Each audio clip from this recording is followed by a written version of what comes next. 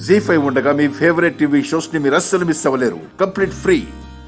దిక్కు ముక్కు లేని దానివని తీసుకొచ్చి ఇంత పెద్దింటికి కోడల్ని చేసేసరికి డబ్బుల విలువ మనుషుల విలువ తెలియకుండా మాట్లాడుతున్నావు. నేను దిక్కు ముక్కు లేని దాన్నేం కాదండి. నాకో కుటుంబం ఉంది. చిన్న పొరపాటుకి మీరిలా మాట్లాడడం ఏం బాలేదు. ఏంటి గుండమ్మా చేసింది చాలకుండా మళ్ళీ ఎదురు తిరిగి మాట్లాడుతున్నావు? మాటికి మాట సమాధానం చెప్పకపోతే కాసేపు సైలెంట్గా ఉండలేవా? తిట్టమను, పడతాను. కానీ ఎలా పడితే అలా మాట్లాడితే గుండమ్మా, అసలు ఆ నెక్లెస్ అమ్మ దగ్గర నుంచి నేనెవరు తీసుకోమన్నారు? అది చూద్దామని తీసుకున్నానండి. పొరపాటున జరిగింది అంటున్నావు. మరి కోపంలో అమ్మ ఒక మాట అంటే ఎదురు సమాధానం ఎందుకు చెప్తావు? రే అది తనకిష్టమైన నెక్లెస్ పాడైందనే బాధలో మీ అమ్మేదో మాట్లాడుతుంటే నువ్వు కూడా ఏంట్రా అర్థం పర్థం లేకుండా? ఆ నెక్లెస్ నేను బాగు చేయిస్తాను, నాకివ్వమ్మా. కాదు, ఇదే బాగు చేయించాలి. అవును, నేనే చేయిస్తా, నా డబ్బులతో చేయిస్తానని పొగరుగా సమాధానం చెప్పింది కదా, తన్నే చేపించమనండి.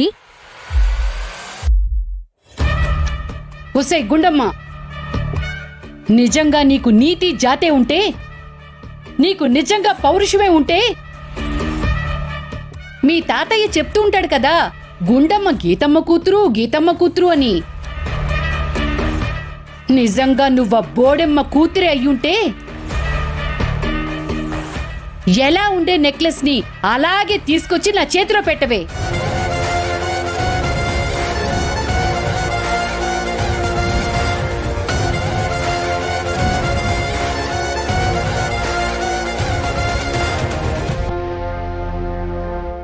ఖచ్చితంగా పెడతాను.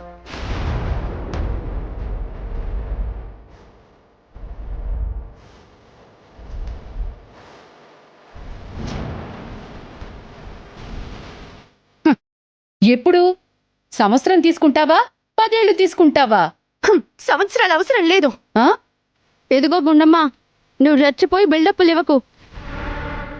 ఆ నెక్లెస్ ని మళ్ళీ యథావిధిగా చేయించాలంటే సుమారు 25,000 ఖర్చవుతుంది. అవునా?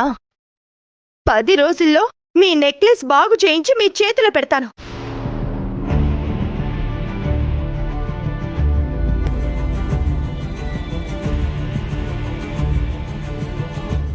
పెట్టకపోతే? పెడతాను.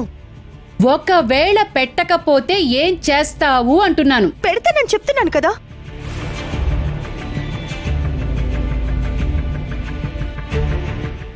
ఒకవేళ నువ్వలా పెట్టకపోతే నువ్వు ఈ ఇంట్లోంచి నా కొడుకు జీవితంలోంచి వెళ్ళిపోవాలి. పోతావా?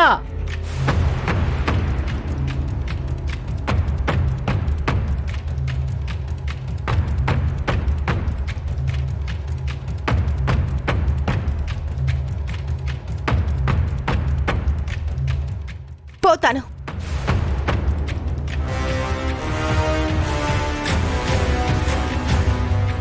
జీ5 యాప్ డౌన్లోడ్ చేసి అన్ని ఎపిసోడ్స్ పూర్తి ఉచితంగా చూడండి.